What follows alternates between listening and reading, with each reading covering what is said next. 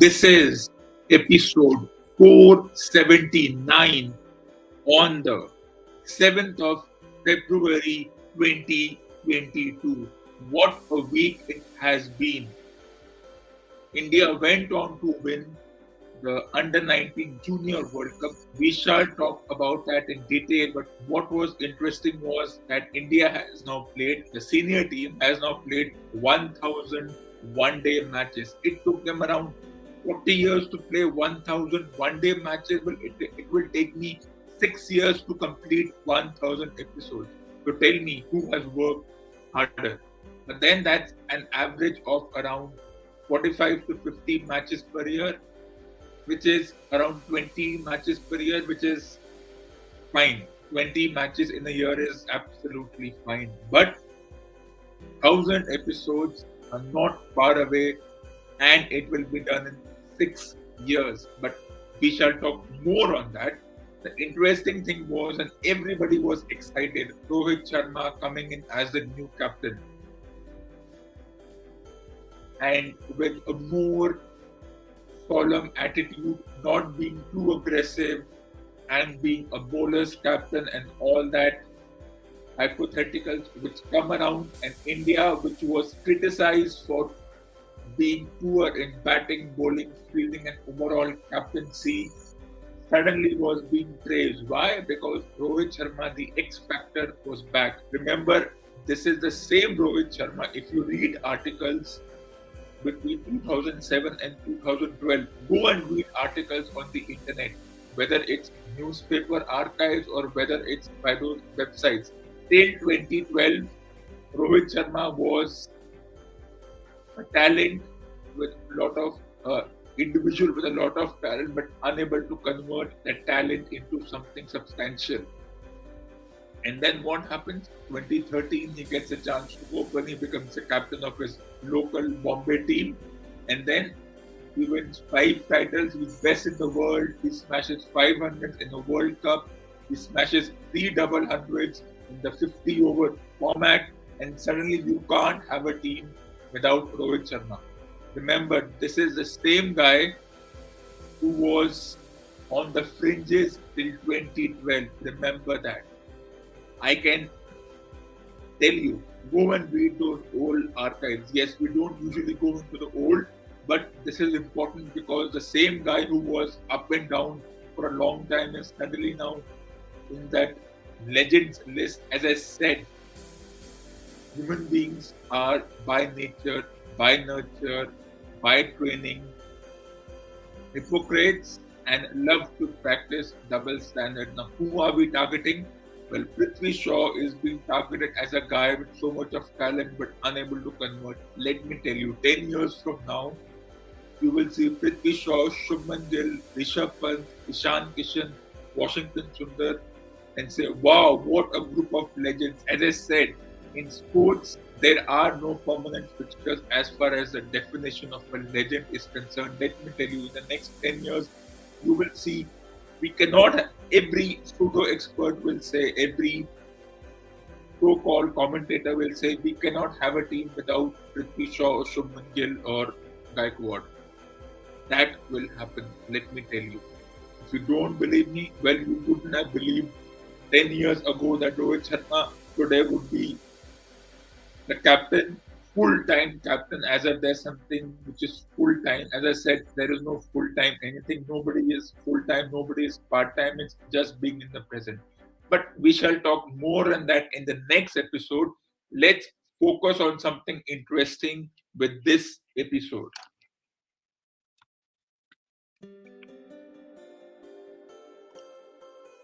So India are the champions of the junior under 19 junior World Cup, which means India are 5-time junior World Cup, that is under 19 junior World Cup champions, which is a very interesting thing, and everybody is excited because a bunch of 17, 18-year-olds, bunch of 18, 17, 18-year-olds or 16 to 19-year-olds come through the system every alternate year, and we see them as the future. Well, why are we celebrating? Because they won. Had they lost, we would have said an opportunity wasted. A team full of talent but could not make it through. That is why we do not celebrate the team of 2020. Why? Because they lost the tournament. That's why there is no mention of the players involved in the 2020 World Cup. We had we lost this one, well, after restricting the other team to 190 runs, we were never going to lose. But as I said, the template of a women's game and a under 19 junior game is such that even 190 can be made to look like 400 if the situation demands. But right now we are celebrating the likes of Yash Dhal, Sheikh Rashid, Dinesh Baba, Ravi Kumar, and the likes. Why? Because they went on to win the World Cup. And also because they were all affected by the imaginary virus. They were in isolation and quarantine, jailed in their rooms, or whatever the psychological impact this can have. That's why it becomes important because India did not play too many matches prior to this tournament. The only one they played was the Under 19 Asia World Cup, and that's the only tournament they played which was not even telecasted. And the only reason this was telecasted was because the International Cricket Federation or the International Cricket Council has a mandate with the broadcaster that whatever tournaments they organize, they will be broadcasted. Otherwise, I don't think the broadcaster would have seen this tournament as anything worth where the revenue is coming back. Let's talk about this more. Let's get to know some trivia about the Under 19 Junior World Cup. What it is, why is it organized, how do things go about in this tournament? Let's get to know some interesting trivia.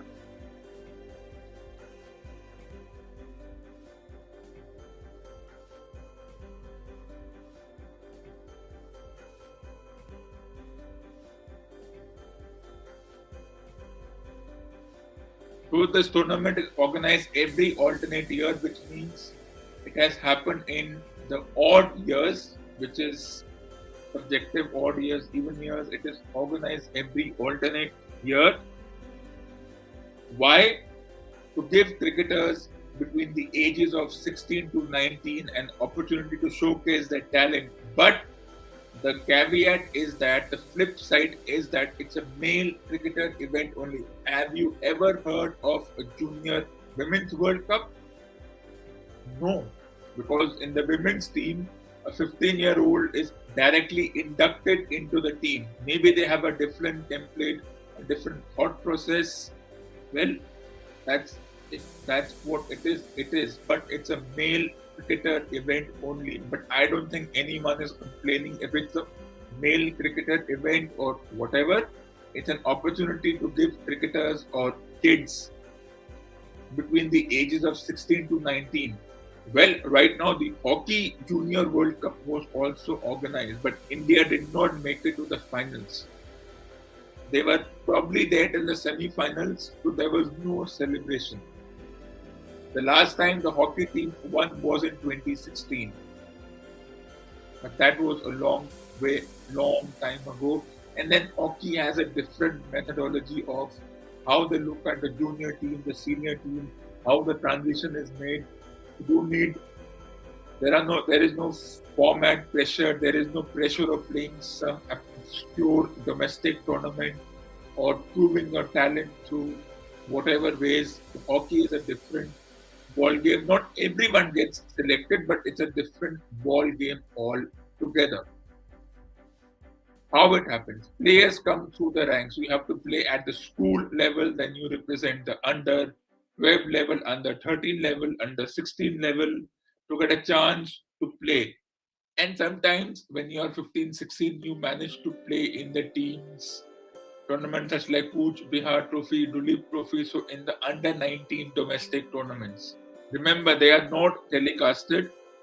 Somehow the newspapers are able to showcase the results, which is double standard either way because we are getting excited about a bunch of cricketers whose match was only telecasted because of broadcaster responsibilities or contractual obligations. Otherwise, I'm sure the broadcasters did not see anything worthwhile while this tournament was being televised.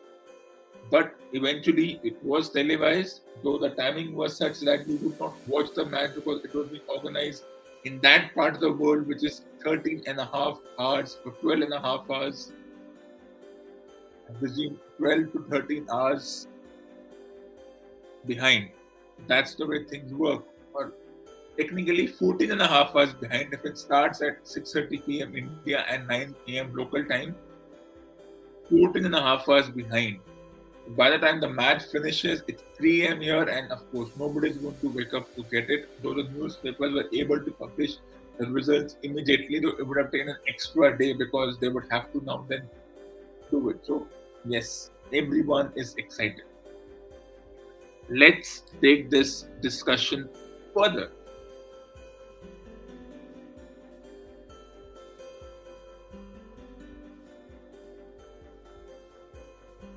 Most of the players come with multiple skill and a lot of hype. Of course, specifically Yash Tal, Sheikh Rashid, Ravi Kumar, Hangarekar have come with a lot of skill. Hangarekar, the all-rounder, and so much is being talked about each player. The question is, will these players make it to the senior team? That's a question which nobody can answer, though there are a few players who were lucky enough to graduate from the under 19 junior team to the senior team. And what goes on in the selector's mind when they select players, what is the criteria, how they go about it is something which no one knows, is something which baffles me, which is interesting because it's not as if the T20 domestic competition has not had its influence since its inception. No one took it seriously 14 years ago. Now everything is based around that ecosystem.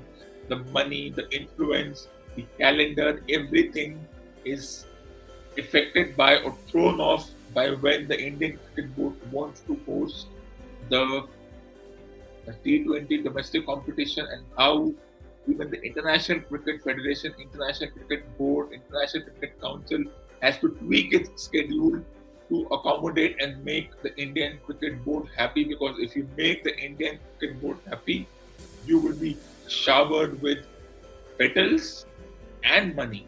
You have to make the Indian Cricket Board happy. So most of the players come with multiple skills and a lot of hype. Everyone from 1 to 11, of course, except of course the keeper can bat, bowl, and field. So they're all rounders. Let me tell you, once upon a time, Virat Kohli used to bowl.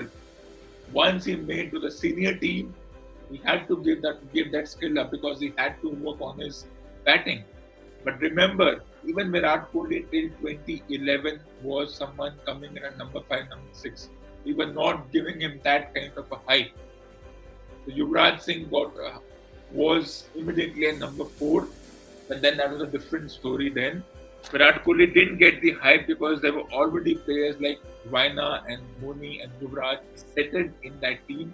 So Kohli had to wait till 2013, just like Rohit Sharma, to get his thing going. He was in the team, out of the team, not part of every tournament. Just about made it to the World Cup because they needed youth. I don't know what policies differ from 2011 to 2023 World Cup, but then pseudo experts have a way of exaggerating everything. As I said, by the time they make it to the senior team, don't be surprised if all the hype all-rounders, Hangarekar and who not, by the time they make it to this team, if they make it to this particular team, if they are given an opportunity to play, they will have to, but at the under 19 level, there is not much scrutiny, not much speculation. You do well, you do badly, it's fine. You are a 16, 17-year-old, it's fine. You don't have to be a finished product. If you make it to the senior team, your selection is dependent upon your contribution. You may not get a chance. You may be just traveling with the circus troupe. They will have to lose one skill. If suppose the likes of Sheikh Rashid and Yash Dhal and the openers bowl, Well, we may need that kind of a group, but will they be able to sustain? Because suddenly you come and you're fighting shoulder injuries, quad injuries, and whatnot. I don't know how these injuries suddenly crop up when you are in the senior team, which baffles me. But that's the nature. And it's just like in school, you come with a lot of hype. You get 98%. By the time you go to the big leagues, the colleges, you are you're just far from the maddening crowd. You're just another person. We have forgotten the individuals who got 98%. Do we even know have that even they have got a GPA of 2 out of 5? We don't even know what they are doing in college. Have they graduated? They have disappeared. We don't know how many of this 17, 18 group will make it to the team. What the selectors have in mind. Is it good? Is it bad? Do they deserve a chance? This debate goes on. If that's the case, and a lot of players probably were lucky enough because that was the pre-domestic tournament time where your focus was on the 5-day domestic tournament and the 50-over tournament and the Challenger Trophy and whatever tournaments are played at the junior level. And that's something that can be seen. Now, this is the tournament to get noticed and a way to earn respect and get an opportunity to in their country's 20-over domestic tournament. So the teams who have not made it to the final but have played the 5th, 4th position or who are there, that will be an interesting thing. How many players from other countries, so Pakistan and Bangladesh have a habit of immediately drafting in 17, 18-year-olds. That's been their policy, which has worked, not always, because a certain player from a neighboring country was called for suspicious bowling action. I don't know what that means. How is it decided this bowling action is suspicious? And if it was suspicious, why wasn't it corrected at a younger age?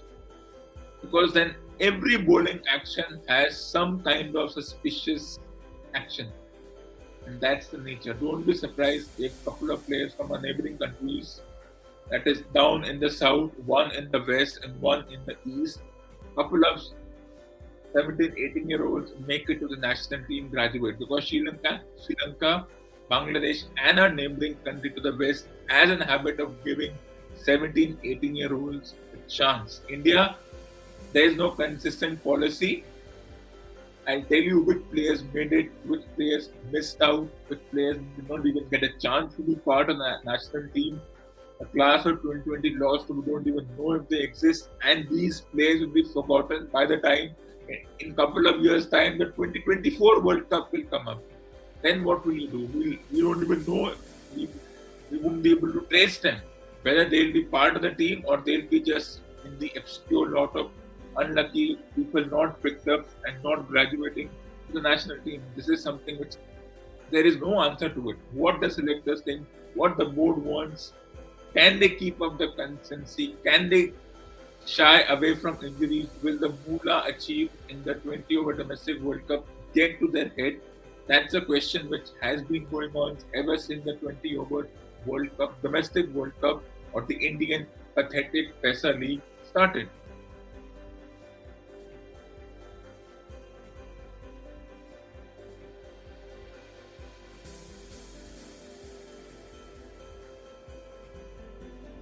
So let's look at some of the popular names. India won the World Cup in 2000. Yuvraj, KF, and there were some other players, but I don't even know who they are. Came from it. They're the popular ones, both in their 40s, coaches or just enjoying themselves.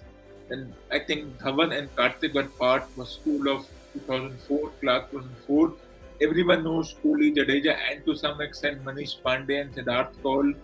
But Kohli, Jadeja have remained there for the past 14 years, while Siddharth Kaul, Manish Pandey have been up and down, and Manish Pandey has not even played 50 matches, while Kohli has gone on to play 260 matches. So you can see the vast difference in that.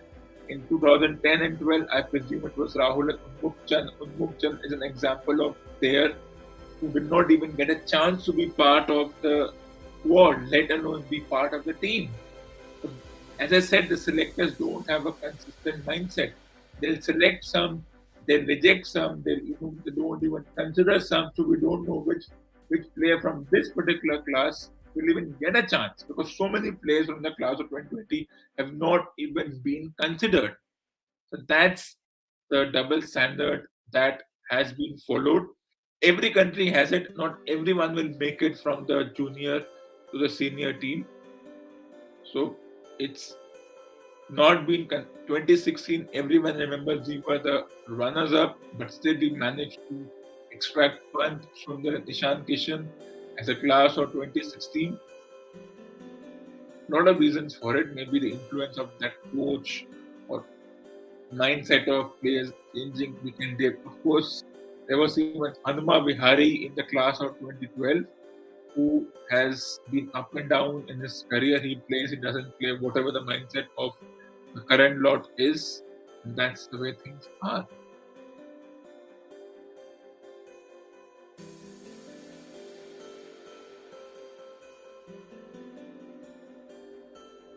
And in 2018, when India went on to win the World Cup, Prithvi Shaw and Shubman Gill were immediately drafted. In fact, Prithvi Shaw was drafted 5 months into that World Cup.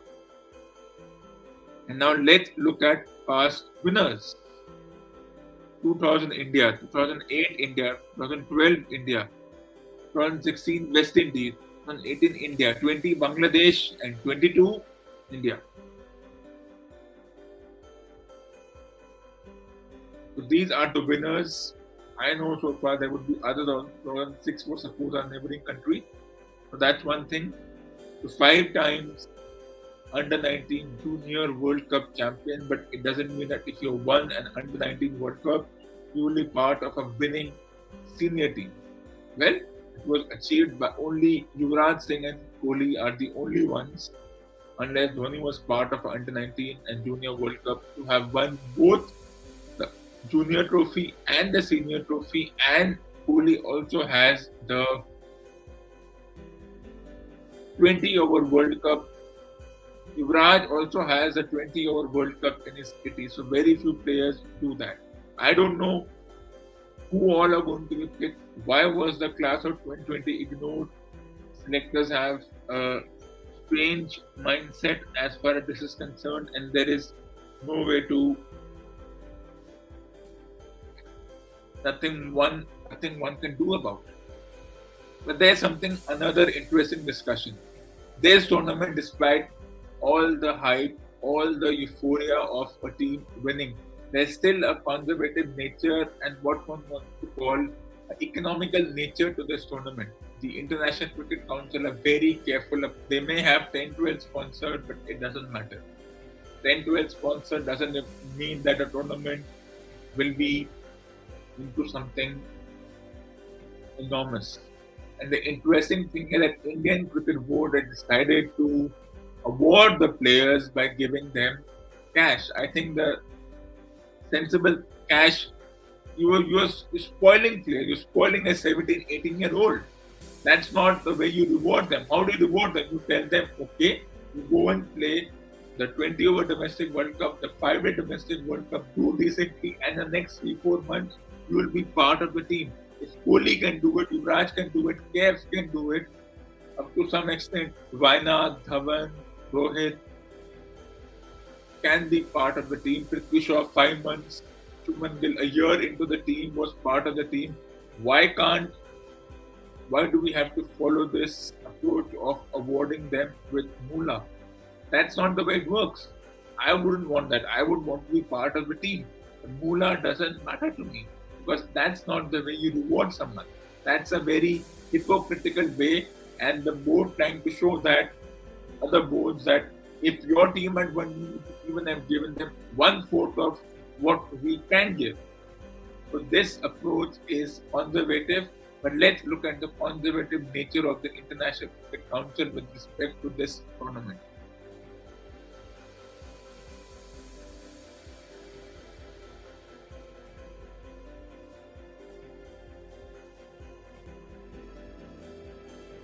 This is interesting. No DRS in this tournament. If an umpire gives out on LBW, but it's wrong, right, it doesn't matter. If the umpire gives out, that's the end of the discussion. No DRS. Well, should be there when you have 12, 13 sponsors, when you can have this DRS for the senior teams. Why can't you do it for the junior teams? Why be so conservative? Why not give the contract to the DRS company which manages the ball tracking replays? Why be so rigid about it? I don't know. And only day matches. The match starts at 9 a.m. when nobody would want to watch the watch at 9 a.m. local time. I wouldn't want to watch it. Then they have to adjust with the times of other countries, but it doesn't matter. And third umpire is in place only for stumping and run out. And of course, sometimes catches, but unlike a senior team, you don't have 200 camera angles. You have a very conservative and a very 90s approach where the fact that you played the game was a big deal. Third umpire was at its most quality, the replays and the technology available was at bad quality.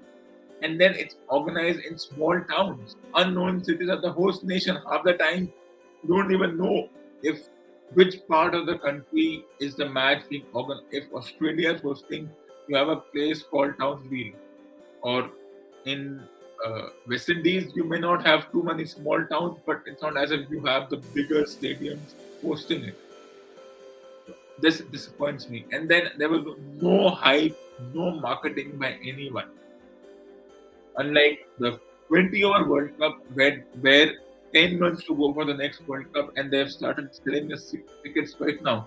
There is no concerted effort to even talk about selling the tickets or any kind of marketing or any kind of hyping it up. They're already hyped up, but more hype. You see how the 20-over World Cup is being hyped? Why can't it happen with this tournament? And then there is no 20-over Junior World Cup, which baffles me because I think there should be one and DRS should be allowed as much as possible. We should have day and night matches, and third umpire technology needs to be given to a more proficient company as far as the camera angles are concerned.